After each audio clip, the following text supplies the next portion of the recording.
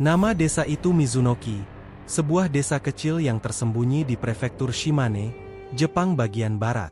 Dari kejauhan, desa ini terlihat tenang dan rapi, rumah kayu tradisional berjajar, sawah terbentang, dan jalanan bersih nyaris tanpa sampah. Namun di balik ketenangan itu, Mizunoki menyimpan kesunyian yang dalam. Setiap pagi, kabut turun perlahan, menyelimuti rumah-rumah tua yang sebagian besar penghuninya tinggal seorang diri. Kepala desa Hiroshi Tanaka, pria berusia 62 tahun, sudah terlalu akrab dengan pemandangan itu. Setiap hari ia bersepeda keliling desa, mencatat rumah yang lampunya tak lagi menyala, halaman yang mulai dipenuhi rumput liar, dan suara televisi yang menyala keras. Tanda seorang lansia hidup sendirian. Anak-anak muda telah lama meninggalkan Mizunoki, merantau ke Tokyo, Osaka, atau Nagoya. Yang tersisa hanyalah para orang tua yang bertahan dengan ingatan dan kebiasaan lama. Balai desa yang dulu ramai kini jarang digunakan. Kerja bakti, yang dahulu menjadi rutinitas bulanan, perlahan menghilang karena tak ada lagi tenaga kuat untuk mengangkat, menyapu, atau membersihkan selokan. "Kami bukan malas," kata Nenek Sato, 78 tahun, salah satu warga tertua desa. "Kami hanya sudah terlalu tua." Krisis populasi bukan lagi isu nasional yang jauh bagi Mizunoki, ia adalah kenyataan sehari-hari. Perubahan mulai terasa ketika sebuah perusahaan pertanian dan pengolahan makanan di wilayah itu menerima beberapa tenaga kerja Indonesia, TKI. Mereka datang sebagai pekerja kontrak, ditempatkan di asrama sederhana di pinggir desa. Salah satunya adalah Arif Pratama, pemuda asal Jawa Tengah berusia 27 tahun. Bersama Arif, ada Rizal, Budi, dan Siti Aisyah, satu-satunya pekerja perempuan yang ditempatkan di unit pengemasan. Bagi warga Mizunoki, kehadiran pekerja asing bukan hal baru. Namun biasanya, para pekerja hanya datang bekerja, lalu pulang. Hubungan dengan warga desa nyaris tak pernah terjalin. Hiroshi Tanaka pun awalnya berpikir hal yang sama. "Mereka pasti sibuk dengan urusan mereka sendiri," katanya dalam hati. Hari-hari pertama berjalan biasa saja. Para TKI terlihat bekerja dengan serius, datang lebih awal, pulang tepat waktu. Mereka sopan, selalu menunduk saat berpapasan, tapi jarang berbincang. Hingga suatu sore, sesuatu yang tak biasa terjadi. Hiroshi melihat Arif dan Rizal berhenti di depan rumah Nenek Sato. Mereka tidak lewat begitu saja. Mereka menanyakan sesuatu dengan bahasa Jepang terbata-bata, lalu membantu mengangkat kayu bakar yang berserakan di halaman. Tidak ada perintah, tidak ada imbalan. Setelah selesai, mereka menunduk, tersenyum, dan pergi. Hari berikutnya, kejadian serupa terulang. Kali ini, Budi terlihat membersihkan selokan kecil di dekat balai desa, sendirian. Warga mulai memperhatikan. Mereka heran. Mengapa orang-orang ini melakukan sesuatu yang bahkan warga muda Jepang sendiri sudah lama tak lakukan?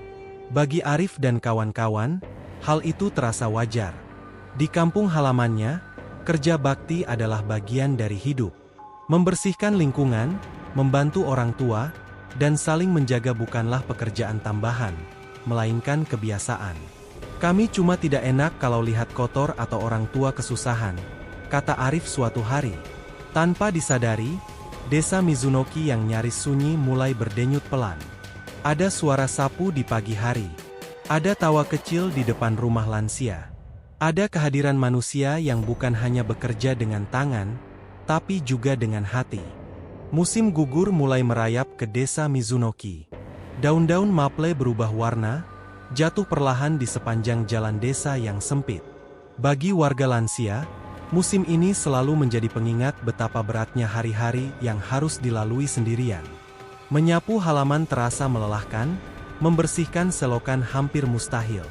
Namun tahun ini terasa berbeda. Ada tangan-tangan muda yang bergerak tanpa diminta. Arif Pratama masih ingat betul hari pertama ia dan rekan-rekannya membersihkan balai desa. Tidak ada rencana besar. Pagi itu, mereka melihat rumput liar mulai menutupi halaman, sementara atap balai dipenuhi daun kering. Kalau hujan, pasti licin, gumam Rizal. Tanpa rapat, tanpa komando, mereka mengambil sapu, cangkul, dan karung. Budi memotong rumput, Rizal membersihkan selokan, Arif naik ke tangga membersihkan atap. Siti Aisyah menyiapkan air minum dan mengumpulkan daun-daun kering. Warga yang lewat berhenti. Mereka menatap dengan raut bingung. Tidak ada surat perintah dari desa. Tidak ada pengumuman kerja bakti. Namun orang-orang Indonesia itu bekerja seolah balai desa adalah rumah mereka sendiri. Kepala desa Hiroshi Tanaka menerima kabar itu dari seorang warga. Awalnya ia mengira ada kesalahpahaman. Ia segera datang ke balai desa, dan apa yang ia lihat membuatnya terdiam. Bangunan tua yang selama bertahun-tahun tampak kusam, kini terlihat bersih dan hidup. Yang lebih mengejutkan bukan hasilnya, tapi ekspresi para TKI. Tidak terpaksa, tidak lelah secara emosional. Mereka tertawa kecil sambil bekerja. "Siapa yang menyuruh kalian?" tanya Hiroshi, setengah heran. Arif menunduk sopan. "Tidak ada, Pak Kepala Desa. Kami cuma terbiasa begitu di kampung." Jawaban itu terus terngiang di kepala Hiroshi. Terbiasa membantu, terbiasa peduli. Sesuatu yang di Jepang modern perlahan terkikis oleh kesibukan dan individualisme. Hari-hari berikutnya, kebiasaan itu berlanjut. Setiap sore, para TKI menyisihkan waktu untuk berkeliling desa. Mereka membantu Nenek Sato mengganti lampu teras, mengangkat karung beras milik kakek Mori, hingga membersihkan jalan setapak menuju sawah. Mereka tidak menunggu pujian. Bahkan sering pergi sebelum warga sempat mengucapkan terima kasih. Bagi Arif, semua itu terasa seperti pulang kampung. "Di desa saya, kalau ada yang kerja bakti, ya semua turun. Kalau tidak ikut, malah malu," katanya pada Siti Aisyah suatu malam. Siti mengangguk. Ia teringat ibunya yang selalu berkata bahwa hidup bukan hanya tentang mencari uang, tapi tentang menjadi manusia. Perlahan, sikap warga Mizunoki berubah. Awalnya mereka hanya mengamati dari jauh. Lalu mulai menyapa. Beberapa lansia mencoba ikut membantu, meski hanya duduk sambil mengawasi. Ada rasa hangat yang lama tak mereka rasakan. Percakapan sederhana mulai muncul. Tentang cuaca, tentang makanan, tentang kampung halaman di Indonesia. Hiroshi Tanaka mulai mencatat perubahan itu dalam laporan desa. Untuk pertama kalinya dalam bertahun-tahun, kegiatan sosial kembali terjadi tanpa anggaran tambahan, tanpa instruksi resmi. Ia menyadari sesuatu yang penting. Yang dibutuhkan desa ini bukan sekadar tenaga kerja, melainkan kehadiran manusia yang mau terlibat.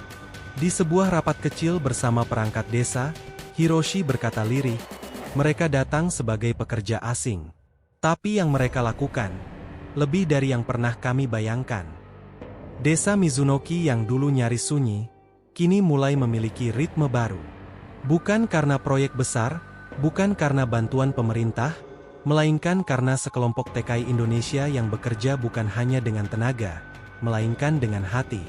Dan tanpa disadari, benih kepercayaan warga Jepang terhadap orang Indonesia mulai tumbuh kuat. Sebuah pengakuan diam-diam bahwa di balik status sebagai pekerja migran, ada nilai kemanusiaan yang begitu dalam. Bagi warga lansia desa Mizunoki, kesepian bukan sekadar perasaan, ia adalah rutinitas harian. Bangun pagi tanpa suara anak-anak, makan siang sendirian, lalu menutup hari dengan televisi yang menyala keras agar rumah terasa hidup. Nenek Sato telah menjalani hidup seperti itu lebih dari 10 tahun sejak suaminya meninggal dan anak-anaknya pindah ke Osaka. Ia tak lagi berharap banyak dari hari-hari yang datang. Sampai para TKI Indonesia itu hadir. Suatu sore, Arif dan Siti Aisyah mampir ke rumah Nenek Sato. Mereka membawa sekantong kecil pisang dan roti, oleh-oleh sederhana dari toko dekat pabrik. Awalnya Nenek Sato ragu menerima. Dalam budaya Jepang, menerima bantuan tanpa alasan jelas terasa canggung. Namun senyum tulus dan bahasa Jepang patah-patah Arif membuatnya luluh. Mereka duduk di teras, berbincang ringan tentang cuaca, tentang sawah, tentang kampung halaman di Indonesia. Untuk pertama kalinya setelah sekian lama, rumah Nenek Sato dipenuhi tawa. Kabar itu cepat menyebar. Para lansia mulai menunggu kedatangan para TKI setiap sore. Bukan untuk dibantu, melainkan untuk ditemani.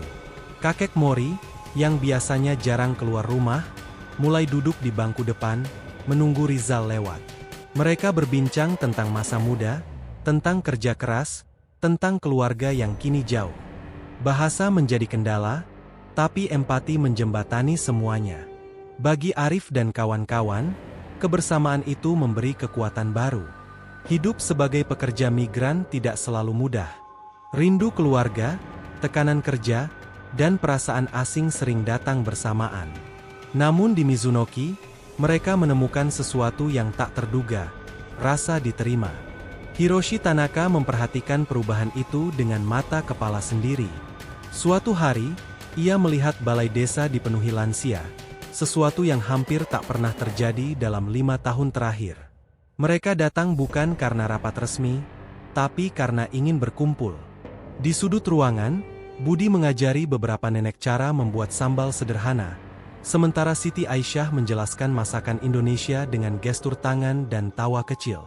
"Ini seperti melihat desa kami hidup kembali," ujar Hiroshi pelan. Yang paling menyentuh adalah perubahan emosi para lansia.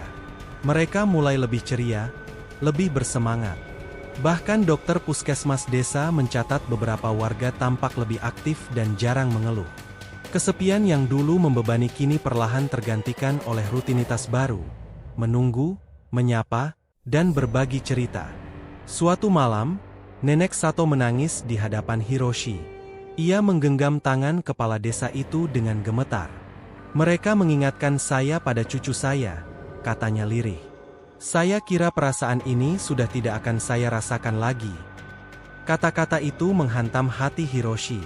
Ia menyadari bahwa kontribusi TKI Indonesia tidak bisa diukur dengan angka produktivitas atau jam kerja. Mereka telah melakukan sesuatu yang jauh lebih penting, menghidupkan kembali rasa kemanusiaan di desa yang nyaris kehilangan makna kebersamaan. Desa Mizunoki tidak berubah dalam semalam. Rumah-rumah tua masih berdiri, populasi masih menua. Namun ada sesuatu yang berbeda. Ada senyum yang lebih sering muncul. Ada suara yang lebih ramai. Ada kehidupan yang perlahan kembali berdenyut. Dan bagi warga Mizunoki, orang-orang Indonesia itu bukan lagi sekadar pekerja asing. Mereka adalah teman, keluarga, dan pengingat bahwa di tengah kesunyian, selalu ada harapan, asal ada hati yang mau berbagi. Musim dingin datang lebih cepat tahun itu. Salju tipis mulai menyelimuti atap-atap rumah desa Mizunoki, membuat jalanan licin dan aktivitas warga semakin terbatas. Bagi para lansia, musim ini selalu menjadi ujian terberat. Namun berbeda dari tahun-tahun sebelumnya, kali ini mereka tidak sepenuhnya sendiri. Setiap pagi, Arif dan Rizal menyisihkan waktu sebelum berangkat kerja untuk membantu membersihkan salju di depan rumah para lansia. Budi memperbaiki pegangan tangga yang mulai rapuh, sementara Siti Aisyah menyiapkan minuman hangat di balai desa. Tidak ada daftar tugas, tidak ada imbalan tambahan. Mereka melakukannya karena merasa perlu. Hiroshi Tanaka menyaksikan semua itu dengan perasaan campur aduk. Sebagai kepala desa, ia terbiasa melihat laporan angka dan grafik penurunan populasi. Namun yang terjadi di depan matanya kini tak bisa dijelaskan dengan statistik. Desa yang dulu pasif kini bergerak. Lansia yang biasanya hanya berdiam di rumah mulai keluar untuk sekadar menyapa dan membantu sebisanya. Suatu hari, Hiroshi memutuskan mengadakan pertemuan warga di balai desa, bukan rapat resmi, melainkan pertemuan terbuka. Ia ingin mendengar langsung suara warganya. Balai desa yang biasanya sepi kini dipenuhi orang. Lansia datang dengan tongkat, beberapa bahkan ditemani para TKI Indonesia. Dalam pertemuan itu, satu persatu warga mulai berbicara. Nenek Sato berdiri dengan suara bergetar. Ia menceritakan bagaimana Arif dan Siti Aisyah sering menemaninya, bagaimana rumahnya yang dulu sunyi kini terasa hidup. Kakek Mori menyusul, mengaku bahwa untuk pertama kalinya setelah bertahun-tahun, ia merasa masih dibutuhkan. Hiroshi menatap Arif dan kawan-kawan yang duduk di sudut ruangan, terlihat canggung. Mereka tidak pernah bermaksud menjadi pusat perhatian. Namun suara warga terus mengalir. Ucapan terima kasih, pengakuan, dan rasa hormat. Akhirnya, Hiroshi berdiri. Suaranya tenang, namun penuh makna. Selama ini, kami memandang tenaga kerja asing hanya sebagai solusi ekonomi, katanya. Namun orang-orang Indonesia ini mengajarkan kami sesuatu yang telah lama kami lupakan. Tentang kebersamaan, tentang hati. Kalimat itu menjadi titik balik. Untuk pertama kalinya, secara terbuka, Kepala Desa Mizunoki mengakui bahwa kehadiran TKI Indonesia telah mengubah wajah desa. Bukan hanya lingkungan yang lebih bersih, tetapi hubungan antar manusia yang kembali terjalin. Sejak hari itu, kebijakan desa mulai berubah. Setiap kegiatan sosial kini selalu melibatkan para TKI. Mereka diundang secara resmi, dianggap bagian dari komunitas. Bahkan dalam dokumen internal desa, Hiroshi menulis satu catatan penting. Tenaga kerja Indonesia memiliki nilai sosial yang tinggi dan layak menjadi prioritas. Bagi Arif dan kawan-kawan, pengakuan itu terasa mengharukan sekaligus berat. Mereka tidak pernah berniat mengubah apapun. Namun kini mereka sadar, sikap sederhana mereka telah memberi dampak besar. Kami cuma jadi diri sendiri, kata Arif pelan. Kalau itu berarti banyak, kami bersyukur. Malam itu, salju turun lebih deras dari biasanya. Namun di desa Mizunoki, dingin terasa lebih hangat. Ada rasa saling memiliki yang tumbuh, perlahan namun pasti. Pengakuan telah diberikan. Namun perjalanan belum selesai. Sebab apa yang dimulai dengan kerja bakti sederhana kini telah menjadi cerita tentang kemanusiaan. Cerita yang akan segera terdengar hingga keluar desa kecil ini. Musim semi akhirnya datang ke desa Mizunoki. Salju yang berbulan-bulan menutup atap rumah mencair, digantikan tunas-tunas baru di tepi sawah dan jalan desa. Bagi warga Mizunoki, pergantian musim ini terasa lebih bermakna dari tahun-tahun sebelumnya. Bukan hanya alam yang berubah, tetapi juga hati manusia di dalamnya. Balai desa kembali ramai. Kali ini bukan karena rapat darurat atau pengumuman resmi, melainkan sebuah acara sederhana, makan bersama warga dan para TKI Indonesia. Meja-meja panjang dipenuhi masakan rumahan, nasi hangat, sup miso, dan di satu sudut, hidangan Indonesia buatan Siti Aisyah. Tidak ada sekat. Lansia duduk berdampingan dengan para pekerja migran. Tawa terdengar, percakapan mengalir, dan jarak yang dulu ada kini sepenuhnya hilang. Hiroshi Tanaka berdiri di depan balai desa, memandangi pemandangan itu dengan mata berkaca-kaca. Dalam puluhan tahun hidupnya, ia belum pernah melihat Mizunoki sehidup ini. Desa kecil yang nyaris dilupakan kini menjadi contoh bagi wilayah lain. Media lokal mulai datang, menanyakan apa rahasia kebangkitan desa. Hiroshi selalu menjawab hal yang sama, bukan program besar, bukan anggaran tambahan. Ini tentang manusia. Kisah TKI Indonesia di Mizunoki menyebar ke desa-desa sekitar. Pemerintah daerah mulai mempertimbangkan ulang kebijakan tenaga kerja asing. Mereka tidak lagi hanya dinilai dari produktivitas, tetapi juga dari dampak sosial. Dalam beberapa pertemuan resmi, nama orang Indonesia disebut dengan nada hormat. Mereka dianggap pekerja yang tidak hanya menggerakkan ekonomi, tetapi juga menghidupkan komunitas. Bagi Arif Pratama, semua itu terasa tak pernah ia bayangkan. Ia datang ke Jepang dengan satu tujuan sederhana, bekerja dan membantu keluarga di kampung. Namun kini, ia dan rekan-rekannya menjadi bagian dari cerita besar. Kami tidak merasa melakukan hal luar biasa, katanya kepada seorang wartawan. Kami hanya membawa kebiasaan dari rumah. Rizal, Budi, dan Siti Aisyah merasakan hal yang sama. Mereka masih pekerja pabrik, masih bangun pagi dan pulang sore. Namun di Mizunoki, mereka juga dikenal sebagai tetangga, teman, bahkan keluarga. Nenek Sato kini selalu menyebut Arif sebagai cucu dari Indonesia. Kakek Mori tak lagi duduk sendirian di bangku depan rumah. Selalu ada seseorang yang menyapa. Yang terjadi di Mizunoki membuktikan satu hal penting. nilai gotong royong dan rasa kemanusiaan tidak mengenal batas negara. Di tengah krisis populasi Jepang, ketika banyak desa kehilangan harapan, orang-orang Indonesia datang membawa sesuatu yang tak tercantum dalam kontrak kerja, hati. Hiroshi Tanaka menutup satu laporan tahunannya dengan kalimat sederhana namun kuat. Orang Indonesia bukan hanya rajin. Mereka mengajarkan kami kembali arti hidup bersama. Bagi Jepang, ini adalah pelajaran berharga. Bagi Indonesia, ini adalah cermin jati diri. Bahwa dimanapun anak bangsa berpijak, nilai kemanusiaan yang dibawa dapat diterima, dihormati, dan bahkan mengubah dunia kecil di sekitarnya. Dan di desa Mizunoki, sebuah desa yang pernah hampir sunyi, kehidupan kini berjalan kembali, berkat mereka yang datang sebagai pekerja, namun tinggal sebagai keluarga.